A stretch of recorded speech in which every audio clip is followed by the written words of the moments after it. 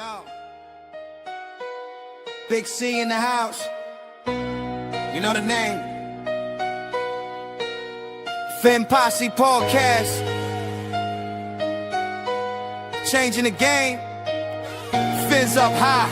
Feel the aqua and orange. Miami Heat blazing. We scorching the floor. Marino the tour. We stacking the saga. Legacy deep, call it football nirvana. Big C, break it down, got the stats in his veins. Play-by-play knowledge like he's calling the chains. Fins flying on the field, opponents feel the blast. Tyreek cheetah speed, leaving DBs in the past. Waddle with the wiggle, defense with the clamp. Aqua drip so clean, whole squash the champ. Tune in, Big C, got the mic on lock. Fin Posse Podcast, it's the cream of the crop. Breaking news, hot takes, repping the block. For the Dolphin faithful, it's the one-stop shop. Fin Posse.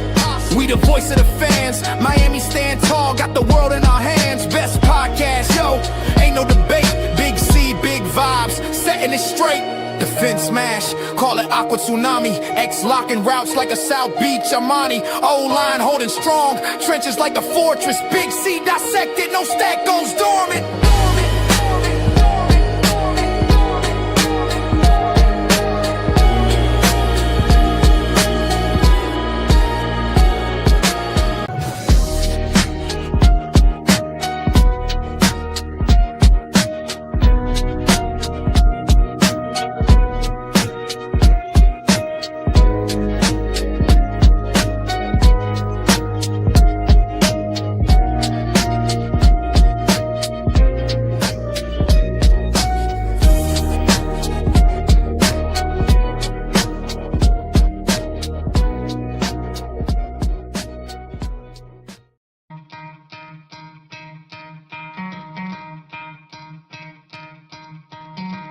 Try to play, but you're never gonna beat me. Look the other way, what I'm doing ain't easy. Bloody hands stained from the people who deceive me. Muddy hands break through the chains, go free me. Looking for change, looking for pain. Pulling a mob, pushing a train. I'll never stop, stick to a lane. Pick up the pieces and go rearrange. I'll be the best above all the rest, put me to the test and expect nothing less, your check is I'm chess, what's happening next, yeah. He got the venom, a tangible weapon, no coming in second. This life is a lesson, he got a new engine from pain, it's a blessing. New focus, no guessing, just bold and obsession. All in his possession, you got their attention. I'll leave an impression and take a redemption. What up, Fin fans? Welcome to another episode of the Fin Posse Podcast. I'm your host, Big C. This is brought to you by Game Changers Media. How is everyone doing this lovely Friday morning? Sun is shining in upstate New York as we speak. It's chilly, though. It's chilly. This is the time of year where you don't want to really go outside. I love the cold weather as far as Christmas. Not necessarily the cold weather. I wish that we just get hit with snow. Buffalo's to the northwest of us. They get smashed with snow. Down where I'm at, not so much. You know, we get that slush. Maybe 3 inches here, 3 inches there. Maybe if we're lucky, 6 inches. I wish we could be snowed in like Buffalo gets snowed in. Buffalo gets 40 inches of snow like it's nothing multiple times a year. And that's what I like. I mean, after New Year's, it can go away. You know, the weather can get nice again. But this time of year where, you get that, maybe it's just me. Maybe I'm just a big-ass kid. But that special feeling in the air, it is a magical time of year. I wish my children were still little bitty itty things that appreciated things and believed in the big guy, you know what I mean? But they're past that point. So now I can't wait for grandkids.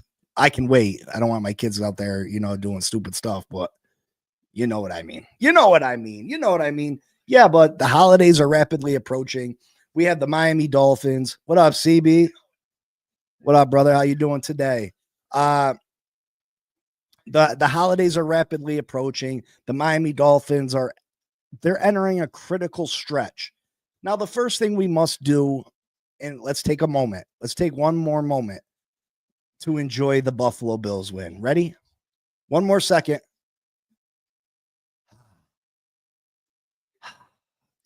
Boy, it was nice. Now we got to put it behind us. Now we got to put that Buffalo Bills game behind us. We cannot go into this football game riding high on that win at Buffalo because that is a recipe for disaster.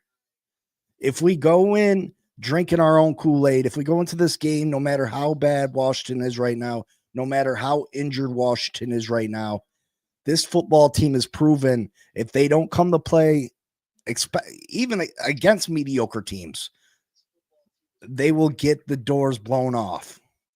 This Miami Dolphins team can get the doors blown off by a weaker team. We've seen it numerous times this year. The Carolina Panthers blew our doors off. We had a 17-point lead.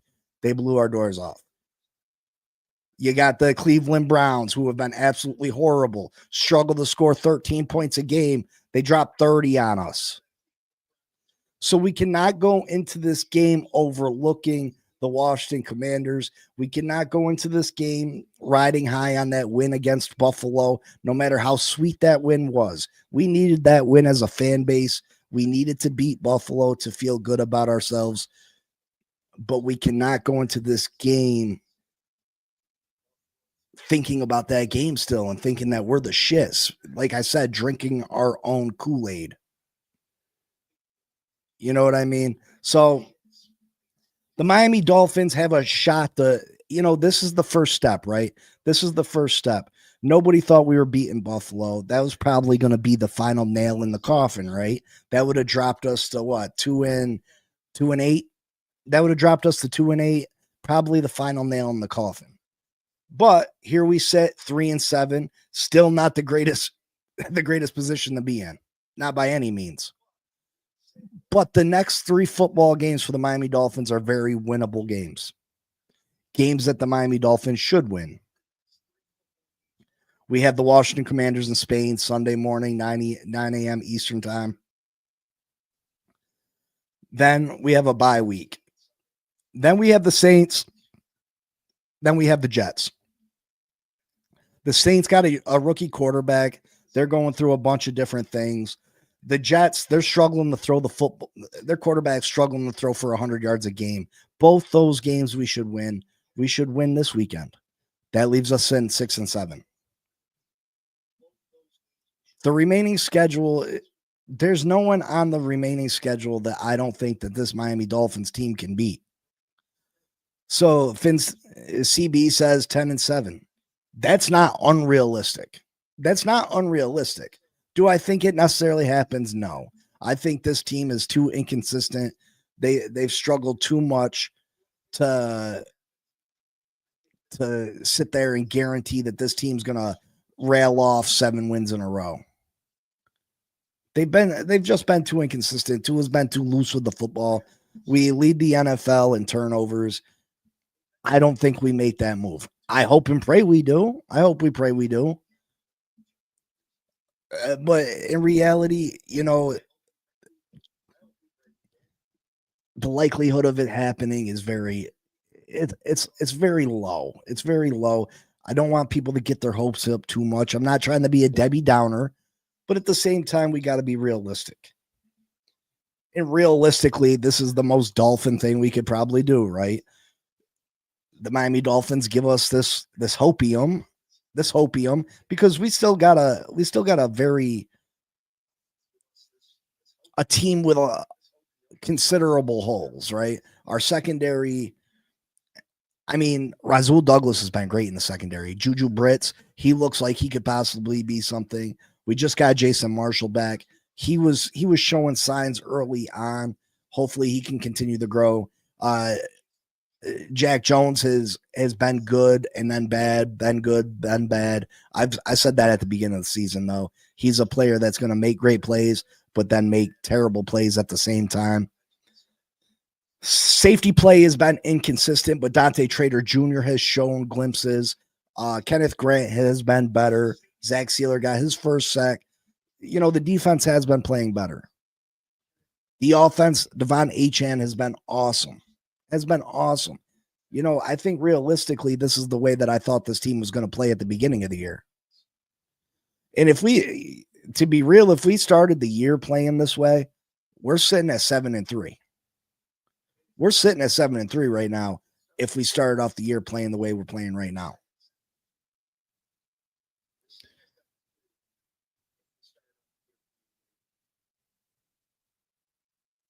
But there, the missing Tyreek being out, that hurts. You know what I mean? When are we going to get our offensive line back? Austin Jackson has started practicing. That's positive. His 21-day window is open. Is he going to? I don't think he's not going to be back this week, even though he's been practicing. I would say that probably against the Saints, he makes his triumphant return. Although Borum hasn't played bad, right? I don't think he's played bad at right tackle. Larry Borum hasn't been horrible at left tackle or right tackle.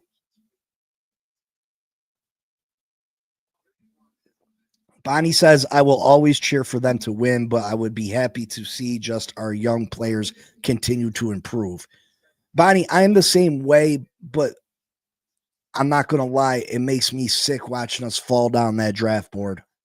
I'm not going to lie. It makes me sick watching us fall down that draft board just because I don't feel like this team has a real. It's nice to make the playoffs. Don't get me wrong.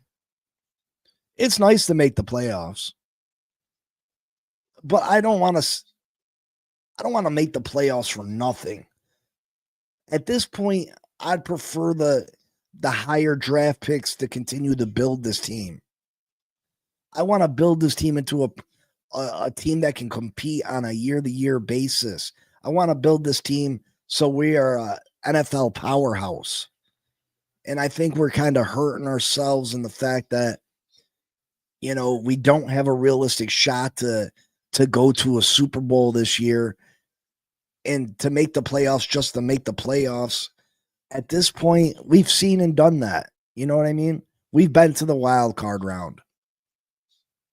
You know what I mean? Like, and I know if you can get to the playoffs, anything can happen, right? Anything can happen. You've seen the New York Giants go out and win Super Bowls when you didn't think they had a shot in the dark. You know what I mean? I hate we have so many holes on this football team that I would hate to see us lose a top 5 pick for a season that's not gonna, you know what I mean? Not even amount to anything. Yeah, we talking about playoffs. What's up, Ganat? In my opinion, a top 10 pick will be necessary to acquire one of the 2 top right tackles in this draft. Yeah, probably Edward. Right tackles, left tackles usually are the first ones to go. Right tackles, you might be able to get one outside the top 10. The players are not going to tank, though, so we might as well win. Yeah, I don't think they're going to tank. But I'd hate to see us win these next 3 just to drop the ones to Pittsburgh, Cincinnati, and then, Tampa Bay and New England. You know what I mean? I just feel like we end up shooting ourselves in the foot. We always end up shooting ourselves in the foot. We're good enough, but you know what I mean? CB, I get it. F a pick, right? F a pick. Screw a pick. Winning's more important. But is winning more important when you don't have a realistic shot to win the whole thing? I agree, CB. Like the improvement thing 100%. I want to see Kenneth Grant improve. I want to see Jonah improve. I want to see this team improve. I do. But you can improve and not win. That's for sure.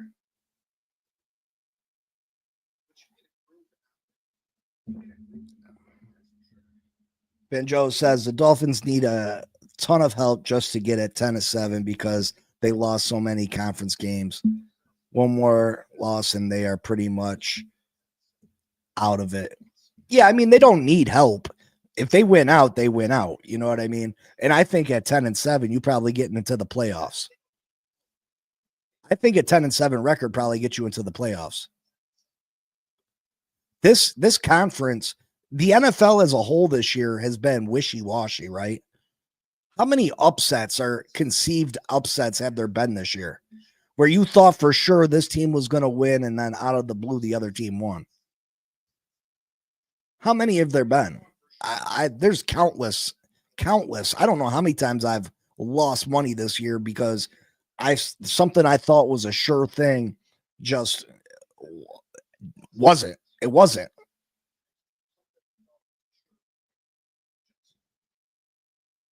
What teams around the conference? I think you're Van Joe. I think you're mistaken. What teams are you confident are going to finish with a record better than 10-7?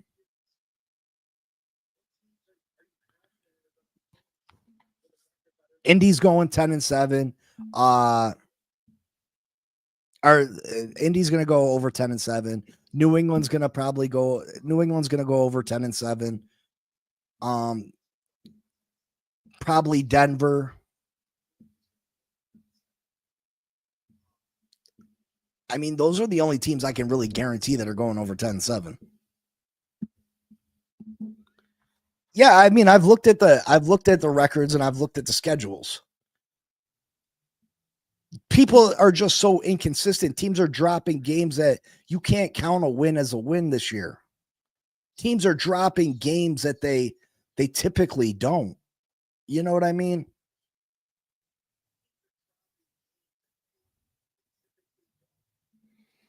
We've already accumulated 6 AFC losses. Yeah, I mean, there's still a ton of we're getting far and we're getting far too ahead of ourselves. You know what I mean? We're talking about going on a 3-game win streak here. You know, I don't think we reached 10-7. So at this point, it's a moot point.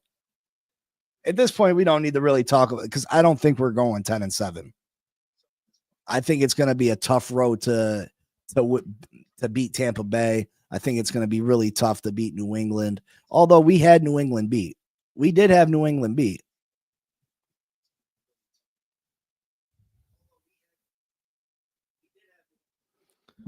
Oh, if we're talking about dropping games, we cooked because we dropping another game. TF.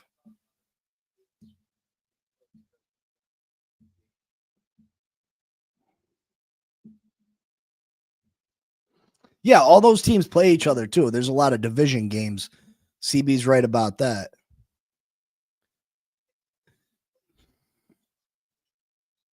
It'd be Pittsburgh and Cincy meeting with us at 10-7. We get the tiebreaker.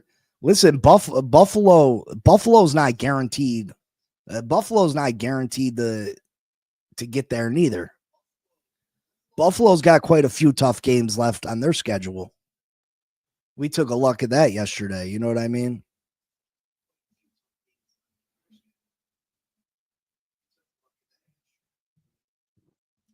Yeah, we have head-to-head matchups with Cincinnati and Pittsburgh. You know what I mean?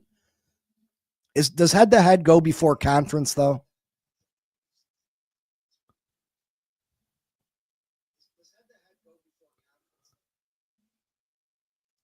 And that does suck, CB, because we definitely had Carolina. We were up 17, right? We had New England beat.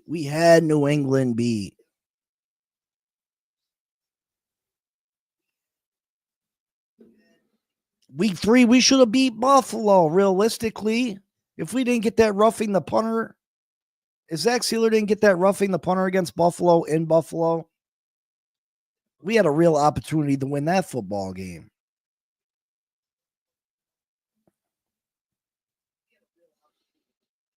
When was the last time a 10-7 team missed the playoffs? I'm not sure. That's a good question.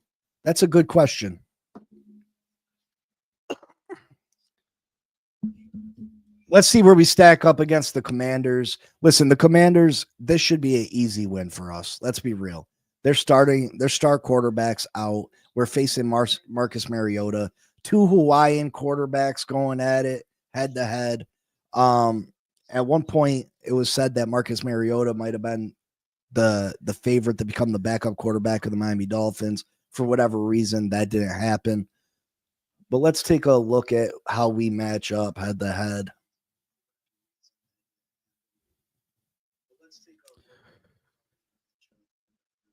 Dolphins offense is 24th in passing at 192 yards a game. We're 23rd in rushing at 107 yards a game. Total yards, we're 25th at 299. Scoring, we're 26th. We're scoring 21 points a game. Third down conversion rate. Oh, shoot. I mixed up those. Third down conversion rate, we're 18th at 38.1. Sacks, we've given up 20 sacks. We're 13th. And turnovers, we have turned the ball over a league high 17 times. Washington's defense is 31st against the pass. You can throw the football against these guys. Their secondary is a hot mess. They have a bunch of players on that are injured reserved. Rushing, they're 23rd in the league, 134.4 yards a game they're giving up. They're the third worst team in the league as far as total yardage given up at 394. Scoring, they're giving up 28 points per game. Third down conversions, they're giving up 42.3% of the time. They do have 22 sacks. They can get after the quarterback a little bit. They're top 13 in that. Turnovers, they've only gotten 6 takeaways. So they don't create turnovers. The Miami Dolphins should be good to go. The Miami Dolphins should be able to score at will against the Washington Commanders. They should be able to move the ball up and down the field.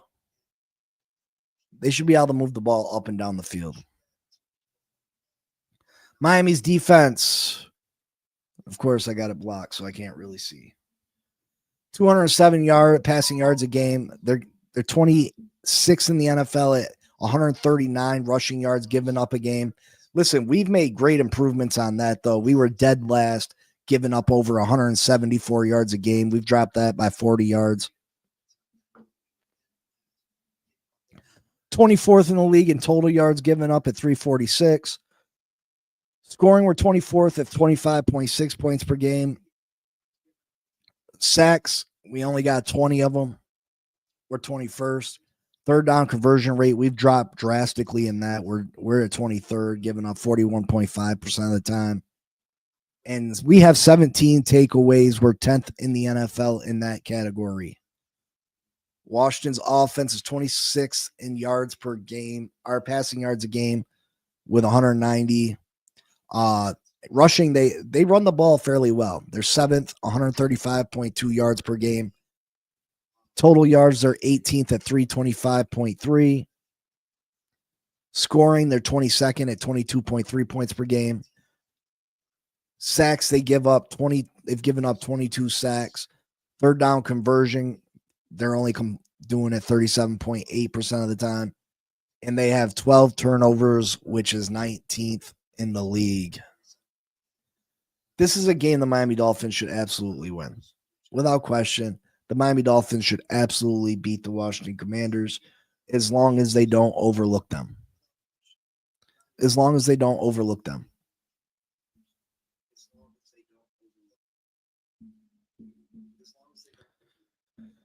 funny how at the beginning of the year, this was a for sure loss and that, Bonnie, that's every year. That's why, it's fun to do record predictions, but you have no idea what it looks like. You know what I mean? You have no idea what a team's going to look like by week 10, 11, 12, So yeah, this was an absolute loss. Most people counted the Buffalo game as an absolute loss. And here we are. We have a chance to win both those games. Edward says, does Miami have a number 2 wide receiver? If so, who? No, the Miami Dolphins do not have a number 2 wide receiver. If anybody in the chat disagrees, you tell me who. Make sure you hit that like button. People are slacking on the like buttons for me, guys.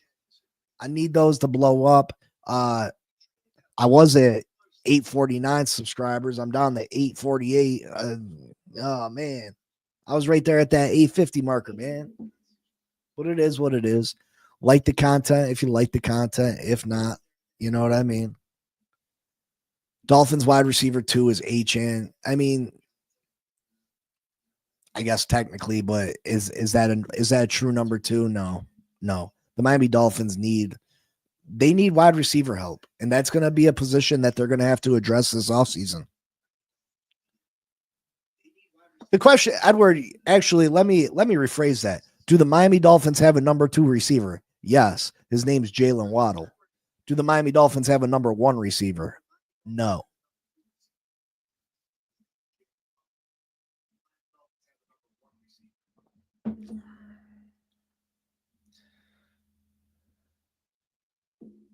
Wasted money, NWI. Was he? And then we go out and we bring back Cedric Wilson.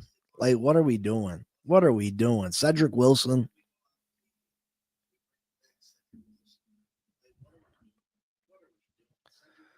I think they're trying to get Malik Washington more involved, but Dulich is coming on too.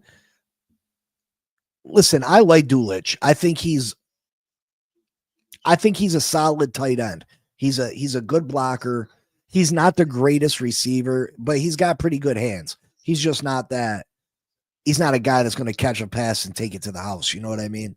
He's not great at yards after the catch, but I like him. I like him as a tight end. I really do. But this team absolutely needs to address the wide receiver position this offseason. And I know a lot of people might say, stop hating on Jalen Waddle. I just, I've watched too many games where Waddle has let me down as far as a number 1 receiver. I think Jalen Waddle is a very good player. He had a great catch last week against Buffalo while he was getting assaulted. He has stepped up since Tyreek has gone out, but he's still not on that Justin Jefferson, Jamar Chase, he's Amar or CeeDee Lamb level. He's just not there. Malik can be a number 2. He just needs a competitive quarter. I don't think so. Listen, I think Malik can be a decent slot guy, but as far as a number 2 wide receiver, I don't think he got it in him.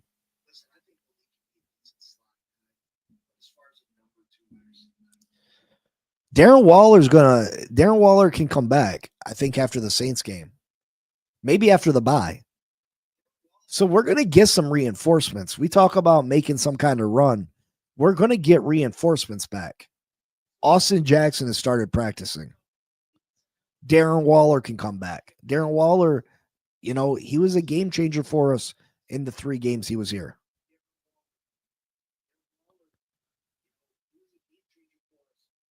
If we can get James Daniels back, you know what I mean? Juju Brents, if he can emerge as a player that can help us down the stretch, that's huge. Because Rasul Douglas has been really good for us. I've been super impressed by Rasul Douglas. I was wrong about Rasul Douglas. I'll say it here at the top of my lungs. I didn't think Rasul Douglas was going to be a good pickup for us. I thought it was going to be another Jordan Poyer situation. Thank God that he hasn't been. And let me take a step back. How good was it to see Jordan Poyer missing tackles and whiffing last week? How good was it to see Jordan Poyer make a complete fool of himself last week?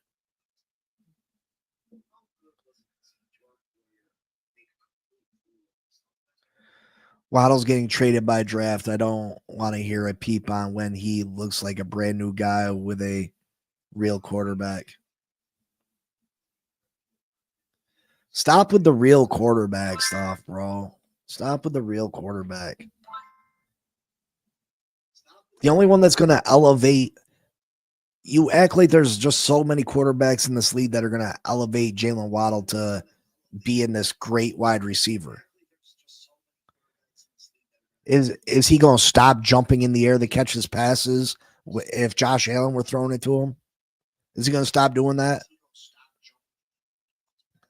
Is he going to stop getting shooken up every time he takes a hit? Is that going to happen? Is he going to stop body catching it? A real quarterback. Give me a break.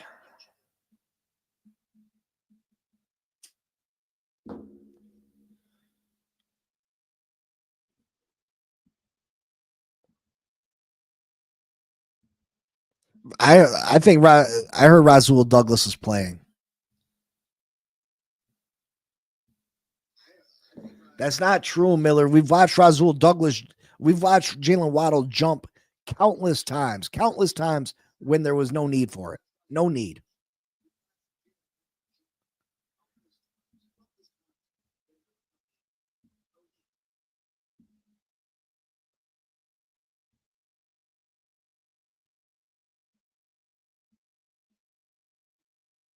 Yeah, he didn't play against the Bills.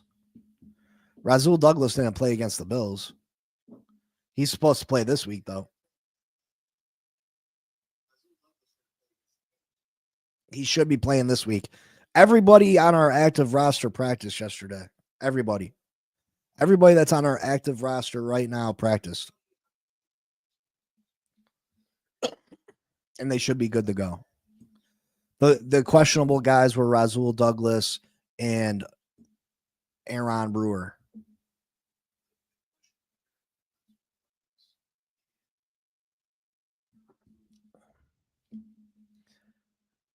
Listen, and I don't want it to come off like I don't like Jalen Waddle. I do like Jalen Waddle. I think he's a very good player, but he's not an elite number one. Let's stop that. He's not a number one in the classification of a Jamar Chase, a CD Lamb, a Justin Jefferson. He's not that. He's just not that. And if that's hate, that's hate, I guess. You know what I mean?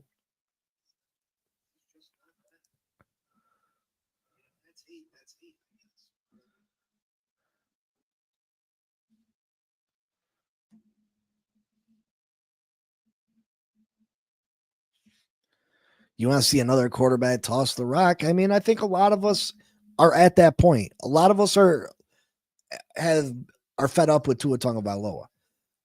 But I'm not going to sit here and allow Tua's not the worst quarterback in the history of quarterbacks. I mean, Tua's probably he's probably a top 5 Dolphins quarterback of all time. Is that crazy to say? Is that crazy to say?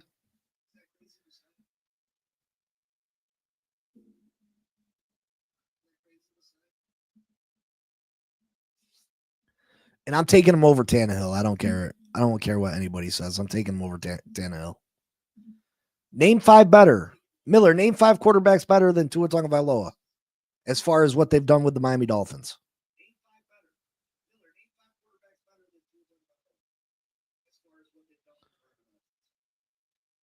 Tannehill didn't even know football, bro. He didn't even know who were in the divisions. Joe, stop it. Listen, no one went that far, bro. No one went that far. Nobody went that far.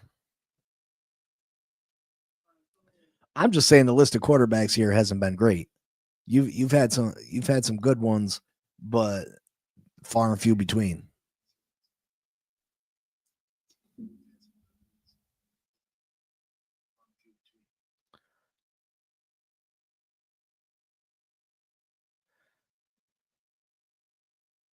Jay Fiedler, stop with it. Jay Fiedler, Dan Mitchell is a Buffalo Bills guy. You talking about Scott Mitchell? You talking about Scott Mitchell? Matt Moore? We're talking about guys that have had half of successful seasons. Did Bernie Kosar start more than a game for the Miami Dolphins ever?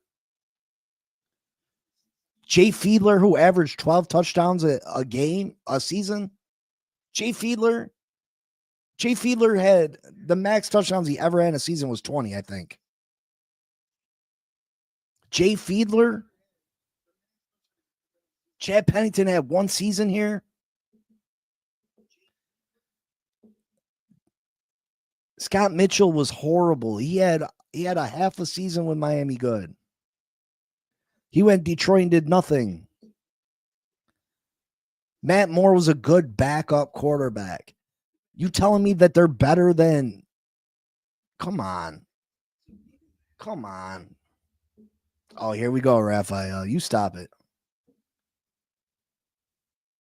Like, give me some real names. Give me some real names. Give you Marino, Greasy.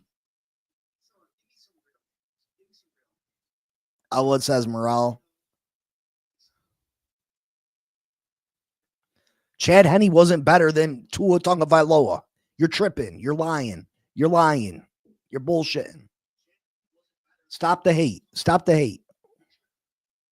Stop the hate. The hate's real. Trent Green was not better a Dolphin quarterback than Tua Tagovailoa.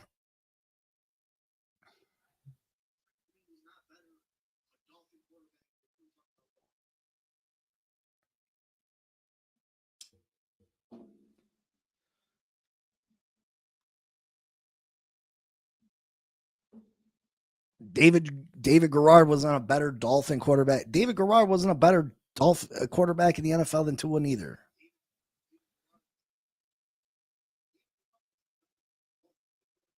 Like, I mean, listen.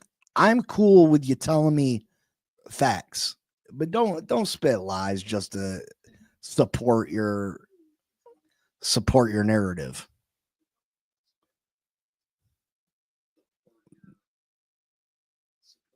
Yeah, Culpepper was horrible for us. One of the worst mistakes this franchise ever made, choosing Dante Culpepper over Drew Brees. You're gonna call one of the biggest mistakes the Miami Dolphins ever made in Dante Culpepper better than Tua Tagovailoa?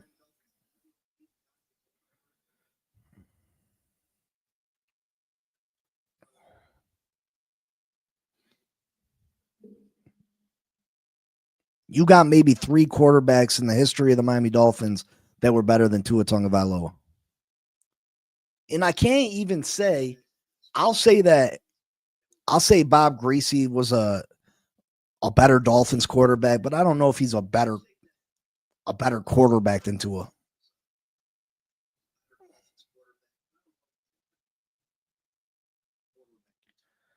Listen, I'm not a Tua guy. I'm willing to replace him. And I call him out on his bullshit. I really do.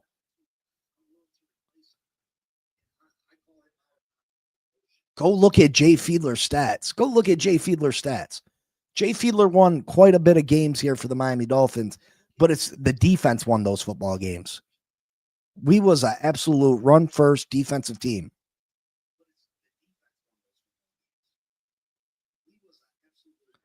Culpepper was banged up when we got him from the Vikings. Stop it.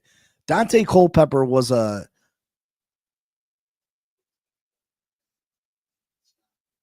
he strictly was what he was because of the receiving core he had. Dante Culpepper was a product of playing for the Minnesota Vikings with one of the greatest wide receiver cores this league has ever seen. You had Randy Moss, Chris Carter, Jake Reed. You had a great running back.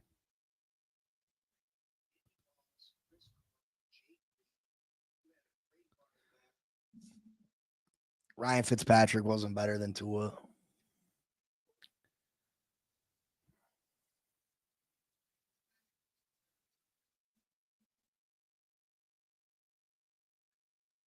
I'm sure Jay did give games away. James, I'll tell you this: Jay Fiedler never won you a game. Jay Fiedler never won you a game. Jay Fiedler had over 20 interceptions in a season. I know that. Are close to it. Close to it. Let's take a look.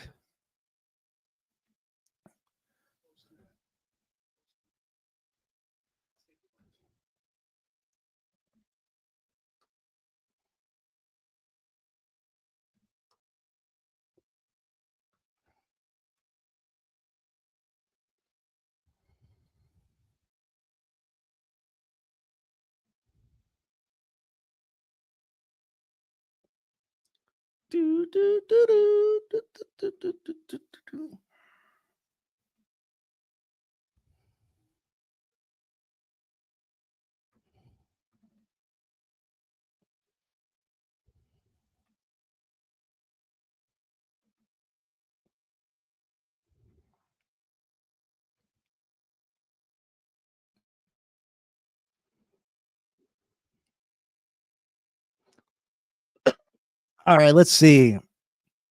2000, he played 15 games.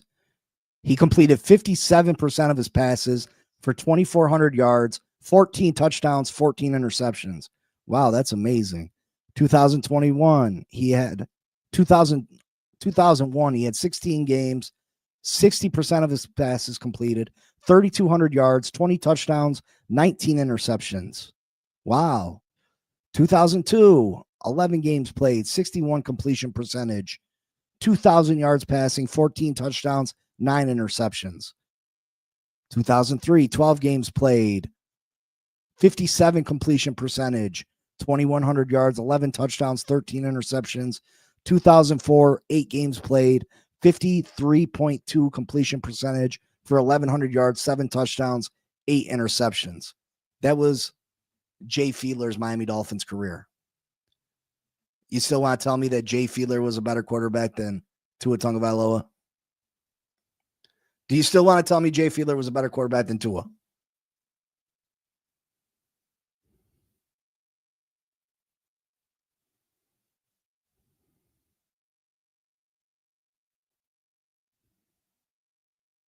That don't sound like Tua's touchdown to interception ratio. Come on. Come on, stop it. Stop it. That don't sound like Tua's. What about the completion percentage? 57%, 53%? But this isn't a Tua loving contest. But I just can't sit there and, Tua is not as bad as people make him out to be. He's just not good enough for what we need. He's not good enough to compete with the Josh Allens, the Patrick Mahomes, especially at the salary we pay him. Now, if Tua was making $25 million, $30 million a year, and we could use that extra 30 that the quarterback's getting paid that he shouldn't be getting paid to invest in our football team, yeah, maybe we can compete with those other teams. But you can't pay Tua the same amount of money as you pay Josh Allen or pay Lamar Jackson or pay Joe Burrow and expect us to go out and compete with those guys.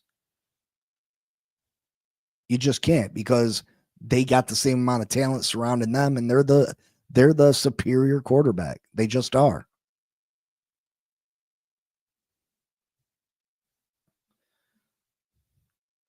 Miami needs to replace Tua Tagovailoa at this point.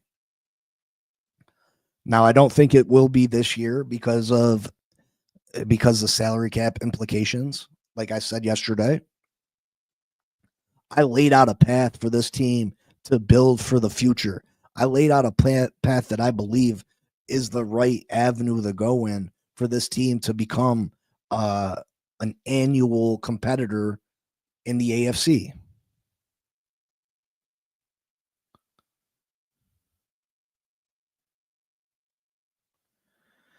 The thing is with Tua can put up the same numbers with average quarterbacks. If you give Tua that 2000, 1999, 2001 defense with a running game, Tua can put up the same numbers he's putting up now.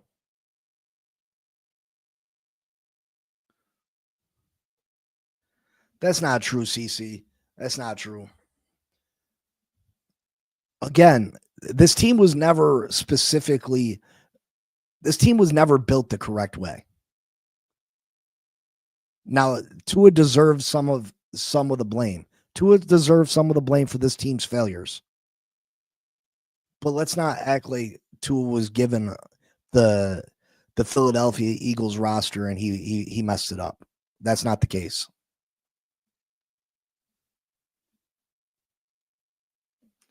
I'm not sure what the spread is on the game. I'm not sure what the spread is.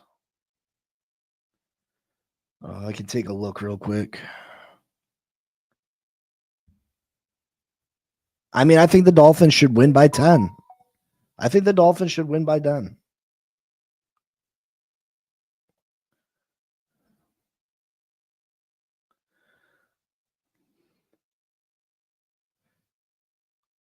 Holy cow.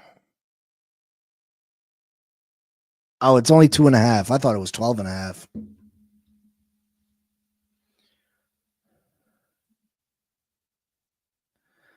Again, CC, the 2023 roster wasn't the Philadelphia Eagles roster. Now go back and take a look at how many games each player on that team missed. Take a look at how many players were injured on that 2023 team. Don't be delusional. Don't just follow a narrative to follow a narrative. Our offensive line, 4 of the 5 guys missed at least 5 games. By the end of the year, we had no pass rushers, not one. It might have been better than the Philadelphia Eagles roster, a top 5 D line, a top 5 offensive line, perhaps the best running back in football, an all-pro wide receiver, a Pro Bowl tight end, another very good wide receiver.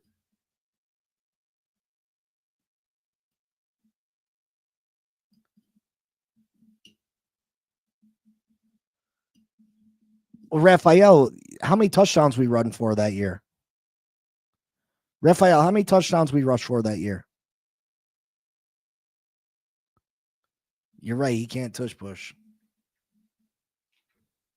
How many rushing touchdowns we had in 2023, Raphael?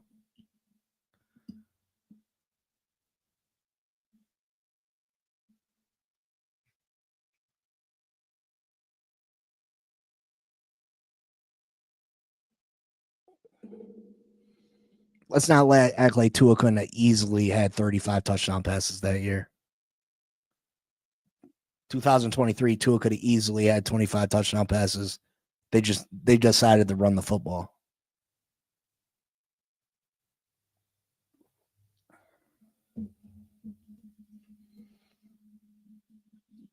Okay, CC, again, was any of our running backs Saquon Barkley? I'd argue that Philadelphia's wide receivers are just as good, but you're ignoring the offensive line. You're ignoring the offensive line. You're ignoring the injuries.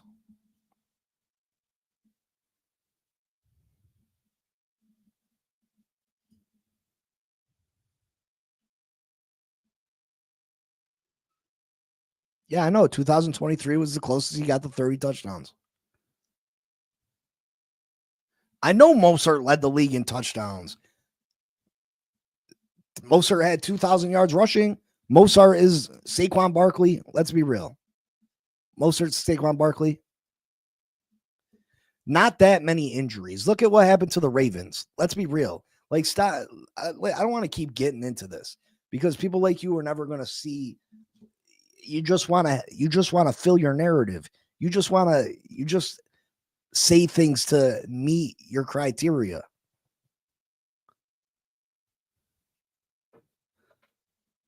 Look, the team was destined to be built wrong. Then the keystone of the foundation is Tua. So building the team around such an important faulty piece was always going to fail. I don't disagree with that, Van Joe. I don't disagree with that. Because everything could be going perfect, and Tua is one hit away from, being out for the season.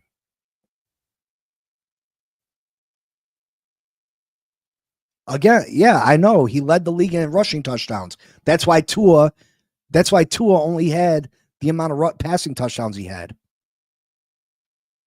I'm saying Tua, if you take away from that 19 rushing touchdowns that Mostert had, if Mostert gets 10 rushing touchdowns, Tua could have had another 10. We decided to run the football. Tua is not the reason the rebuild failed. That's a lie. First off, Tua didn't give himself a contract. Chris Greer is the reason the rebuild fell. Chris Greer's inability to get a good offensive line here is the reason this rebuild failed.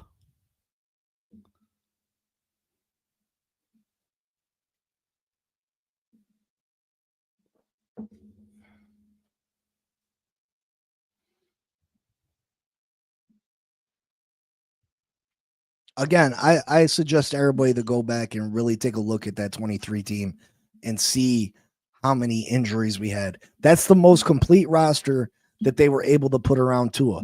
And that roster was capable of great things. Again, if we didn't rush for 25 touchdowns total that year, Tua would have definitely had over 30 touchdown passes. The Miami Dolphins decided to run the football. But by time the end of the year got here, Tyreek was hurt. Waddle was hurt. Mostert was hurt. The offensive line was in shambles. We didn't have one pass rusher. Xavier Howard was hurt. Javon Holland was hurt. You can't overcome all those injuries. Just like the Baltimore Ravens this year. They had all those injuries at the beginning of the season. They started out horrible, right? Would they start out 2-6? I bet you the Baltimore Ravens win the NFC North or the AFC North because now they're healthy. So don't tell me injuries don't make a difference.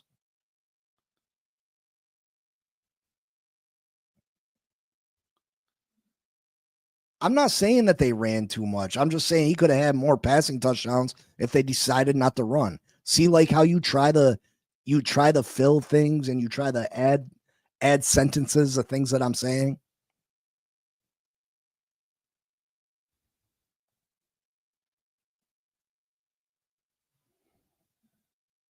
Tua needs to be replaced. I believe that. At this point, Tua needs to be replaced. He's regressed this year. He's not been as accurate. He looked really good last week, but too many inconsistencies at this point. I would like for us to go out and find our quarterback of the future. But it's not just it doesn't matter if we find our quarterback of the future if we got people putting together the roster that aren't competent.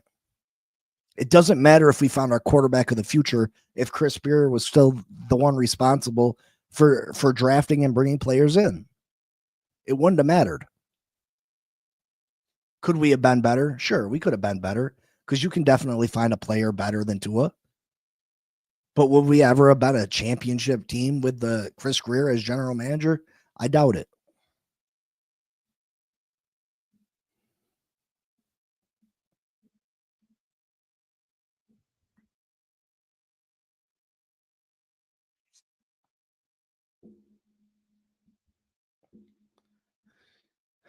Tua can be successful without Tyreek. I mean, I don't understand what that means. He can be successful without Tyreek. He beat the Buffalo Bills without Tyreek last week. He played fairly good. And I wouldn't say he was the main reason we won the football game, but he definitely had something to do with it. Tyreek did not make Tua. Does he help Tua? Absolutely.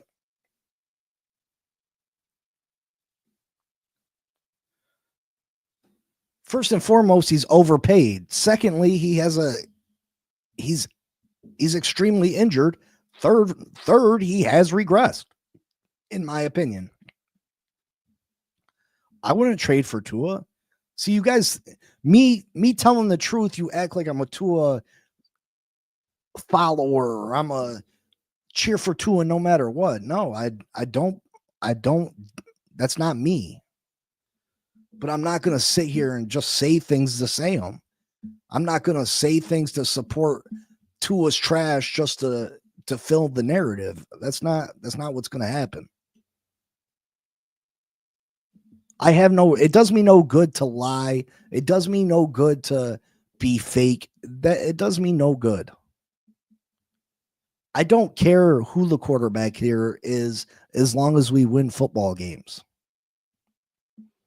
I want the player that gives us the best opportunity. That's the only thing I care about.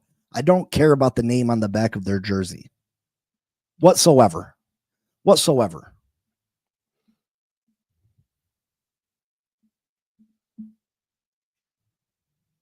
Because I mean, it's important to explain myself. It is because I'm not just a blind follower. I'm not one of these guys that you open the trap door and everybody else is going this way, so I'm going to go this way. No, because it's the popular thing to do to say that Tua's trash and everything's Tua's fault. You know what I mean? I call it how I see it. If you see it differently than me, hey, what can you do? What can you do? We can respectfully, not agree. Aaron Rodgers is doing it at 40 plus. No amount of generational quarterback prowess can overcome a horrible franchise. And I'm worried as long as Ross is here, we're a bad franchise. Put Mahomes here. Does he? I don't think Stephen Ross is the problem. I mean, maybe as far as keeping Chris Greer too long, but Stephen Ross wants to win. What's up, Blake? I think Stephen Ross wants to win. Do we Kirk Cousins or Russell Wilson to it? I don't think so. I don't think so. I think you go into next year with Tua, Mike McDaniel. You enter this draft. You go first and foremost, you hire your general manager. You find the guy you want to put together this franchise for the next 10 years. You go into the draft and you pick the best players available at positions of need. We have a lot of players. We have a lot of positions of need. You go and you draft best player available. There's only probably one quarterback coming out this year worthy of a first round draft grade. We're not going to have a high enough pick to get him. So forget about quarterback this year. Draft best player available. You go in the next year with Mike McDaniel, Tua Tagovailoa. You play the year out. After the 26th season, you have the freedom to release Tua, get rid of Mike McDaniel, hire whatever coach you want. You'll have another draft behind you. You should have a roster full of talented young players. This should be an enticing job for any coaching candidate. You bring in a coach, tell him, hey, you get to pick whatever quarterback you want. Any quarterback you want to lead this franchise, name him, he's yours. Oh, not to mention you got $150 million in cap space. I think that's the direction you go. I think at this point, because of Tua's cap hit, you got to go Tua McDaniel one more year. Otherwise, it doesn't. I mean, you're going to be a bad team regardless because Tua's just so much of a cap hit. If you replace Tua, you're going to have a quarterback that's probably not even as good as Tua coming in starting. You're going to limit what head coach you can bring in because, you know what I mean? You don't have no cap space. You don't have a quarterback.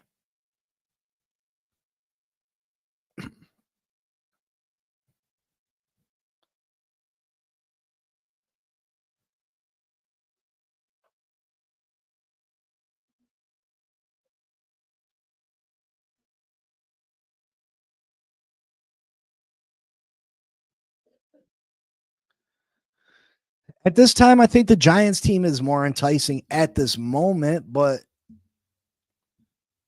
I think the Miami Dolphins can surpass them.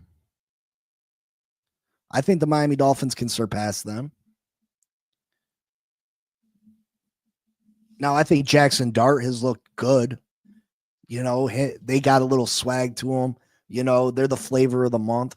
But do I think Jackson Dart has lit the world on fire? No. I don't think Jackson Dart has showed that he can be a all-world franchise quarterback. I don't think he has. So I think the Miami Dolphins can surpass them. Your star young wide receiver just suffered a crazy season-ending injury. Your star young quarterback or running back just suffered a career-threatening injury. So I mean, the Giants' job isn't that great looking. They got a pretty good defense. But I think the Miami Dolphins, given one more year of a solid draft, and of course, if Jonah can progress, if Kenneth Grant can progress like Patrick Paul did, you got Achane, you got Waddle. Hopefully, Juju Brents continues to play the way he played last week. You got Jordan Brooks. You got Jordan Phillips. We have a lot of guys here that can be really good football players. You add another draft to that. You know, we should have a pretty solid foundation. We should have a pretty solid foundation.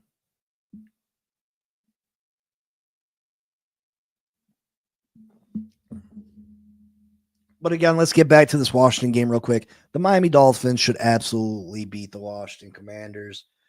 I'll run down the list of injured players for the Commanders. They just got an unreal amount of injuries that, I mean, when you have that many injuries, it's almost impossible to overcome. Lucas Nang, tackle, injured reserve. Trey Jackson, defensive end, injured reserve. Josh Drayton, cornerback, questionable. Luke McCaffrey, injury reserved, and he's been pretty decent for them this year. Wide receiver. Javonte Jean Batiste, injured reserve, defensive end. Cornerback Trey Amos, a rookie, injured reserved. Austin Eckler, injured reserve with a torn Achilles. Jonathan Williams, running back, questionable. Marshawn Lattimore, former Pro Bowl corner, injured reserved. Dietrich Wise, defensive end, injured reserve. Noah Brown, wide receiver, injured reserved. Tyree Jackson, tight end, injured reserve. Ricky Seals-Jones, tight end, questionable. Darion Payne, suspended. Doris Armstrong, defensive end, injured reserve.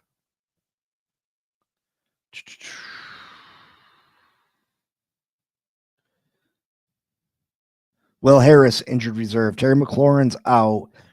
Treylon Burks is out. Jaden Daniels is out. Just an overwhelming amount of injuries that you can't come back from that, right? I just don't think you can succeed when you have that many injuries. Give me a bet for the game, Big C. I'd take the Dolphins by 9.5. I think they win by 10. I'd say Tua goes over 200 yards passing. I'd give Tua one touchdown pass, and I think Achane gets another 2 touchdowns and goes over 100 yards rushing. And I think the Miami Dolphins win this game. I think they win 24-13. I'm going to say they win 24-13.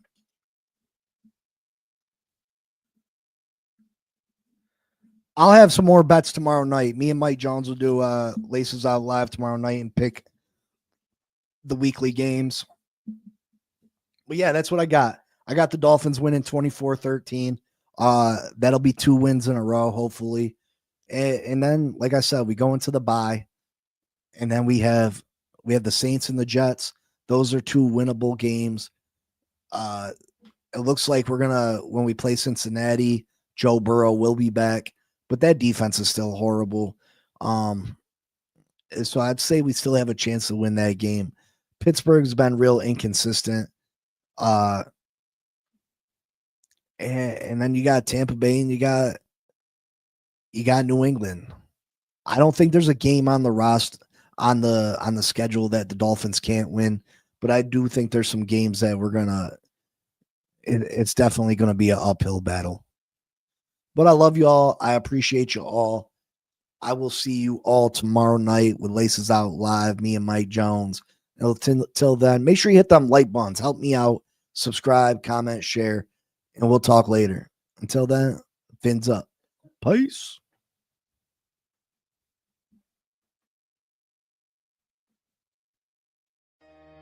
Yo, Big C in the house.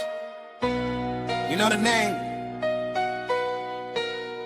Fin Posse Podcast.